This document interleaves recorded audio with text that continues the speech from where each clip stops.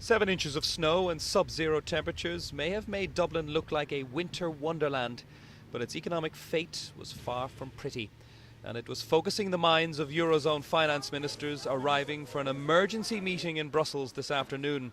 Even the Chancellor was there. He's thinking of lending billions to Britain's nearest neighbour.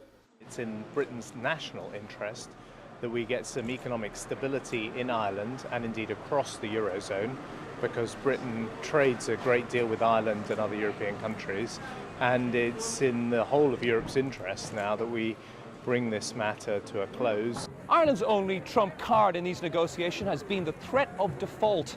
And when reports emerged at the weekend that the interest rate on any IMF loan could reach a fifth of the annual tax take, that card was very nearly played. If it had been, the Eurozone would have been plunged into chaos and the recent economic growth sent into reverse. The 85 billion euros in aid will come from 3 different sources with 3 different rates of interest.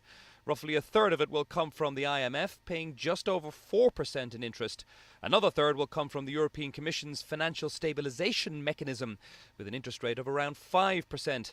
And the final part of the loan will come from fellow Eurozone members at a rate closer to 6%. But Ireland's bailout is far from the end of the matter for Europe. Ireland is a lab rat, if you will, or a test case for the rest of Europe. As to what happens here really determines the future of the Eurozone and the Euro. So there's a lot to play for here with this Irish bailout, and Europe will be hoping that it can draw a line under the crisis with Ireland.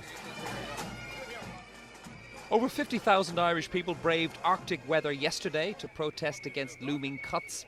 But as the implications sink in of what today's bailout means, Irish taxpayers will long for a more sure-footed future than their more recent past. Joe LYNAM, BBC News, Dublin.